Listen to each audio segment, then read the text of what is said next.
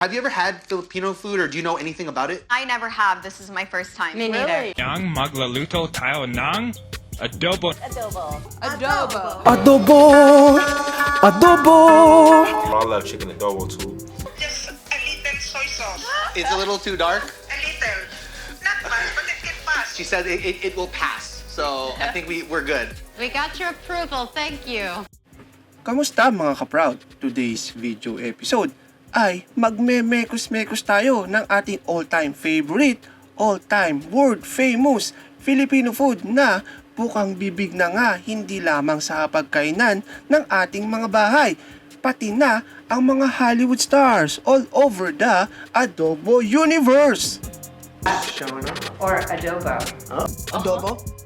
I ate it every single day. It's funny, man, because we had all this food there, and there was all this and that, and I brought this big thing of adobo, and they wiped it out, man. They went right through it. Like, which came first, Filipino adobo or Spanish adobo? Was adobo brought to Mexico from the Philippines by the Spaniards? I don't know for a fact, but it seems like it. Hindi na importante kung ano ang nauna at saan nga ba nanggaling ang adobo, sa Spain ba o sa ating Filipino. Ang mahalaga sa angmang parte ng mundo ay nakatatak na ang pagiging national dish ng adobo sa Pilipinas. At trending ang mga adobo cooking shows, mapa mainstream TV o simpleng cooking tutorial mo sa YouTube o TikTok. Pero paano nga ba ang tamang pagluluto ng adobo, ka-proud? Very important in Filipino cooking with adobo is bay leaves. 2 bay leaves, which might seem like a lot. It's very strong, but you really need the flavor. And just plain old-fashioned water. Adobong taal ay adobo sa dilaw. Ang dilaw ay itong turmeric, kumbaga, na ngayon ay talaga ng flooding the market all because pagka na-pulverize ay ikangay magaling ng inumin. Kung tatanungin si Chef Mike, pabor daw siya na magkaroon ng standard recipe ng adobo na ipakikilala sa mga banyaga. As we search for that one adobo that could represent the whole Philippines. It's about time siguro na kailangan natin i-standardize para maipasok na as Filipino cuisine talaga na authentic para magkaroon din siya ng mahusay na pagkakakilanlaan. Napakarami nga ng variation ng adobo.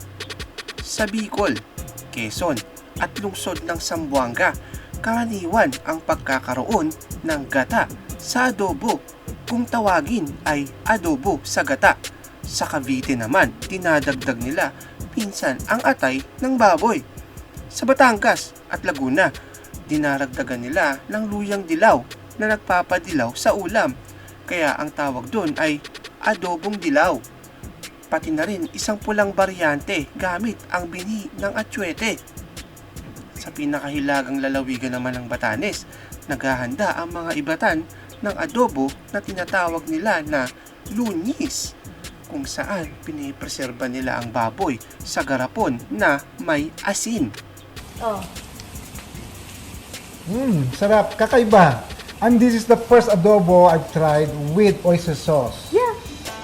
Kaninong adobo ba, ka-proud, ang dapat maghari at tawaging karapat-dapat na representative ng Pilipinas at gawing number 1 adobo recipe standard worldwide?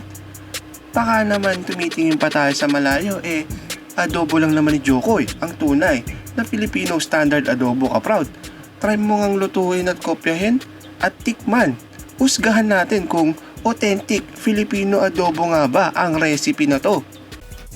Chicken wings, garlic, white onions, vinegar, black pepper, bay leaves, soy sauce, brown sugar. Put the chicken in the pot. Just a little bit of soy sauce. And add a little brown sugar. Mix that around. All right, you're gonna fry these.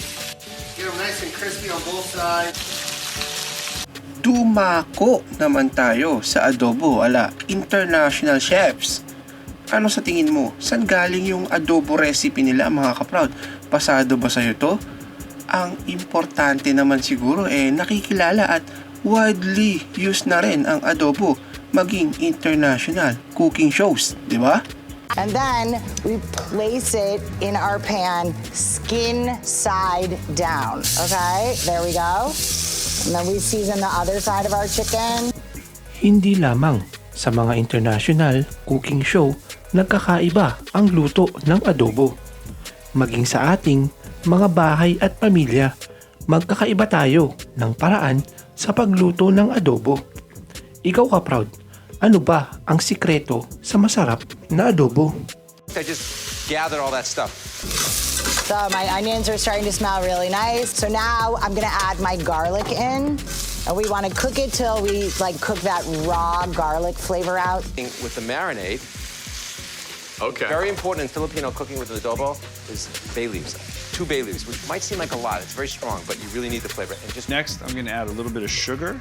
And finally, to kind of pull it all together, I'm going to add a little cornstarch slurry. And all the slurry is equal parts cornstarch and water.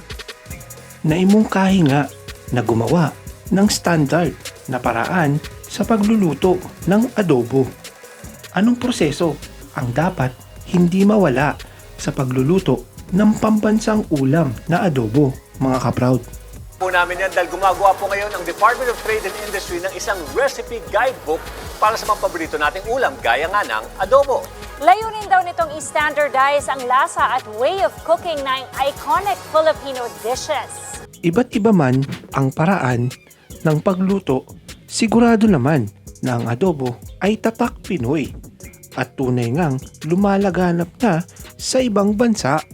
Vegetarian adobo! Bahay ko ito! Leave the house now! Bahay ko ito! Learn how to cook! No one eats vegetables adobo! It's either manok or baboy! Isa pang patunay sa kasikatan ng Filipino adobo ay ang kabi-kabilang mga mukbang at adobo challenge na mapapanood mo ngayon dito sa YouTube. Zabardast. Bismillah.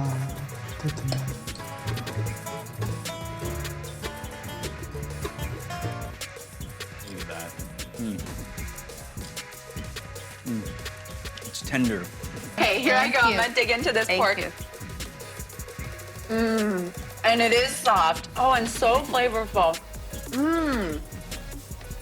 That is delicious. Di na importante kung saan rehiyon nanggaling ang pinakamasarap na adobo dahil hindi naman talaga galing sa restaurant. Ang pinakamasarap na adobo hindi rin galing sa 5-star Michelin chef at lalong hindi galing sa pagpag ang masarap na adobo dahil ang tunay na #1 adobo sa buong mundo ay galing sa bahay mo, ka-Proud. Maraming salamat sa panonood. Hanggang sa muli. Tara, kain muna tayo ng adobo. Ciao!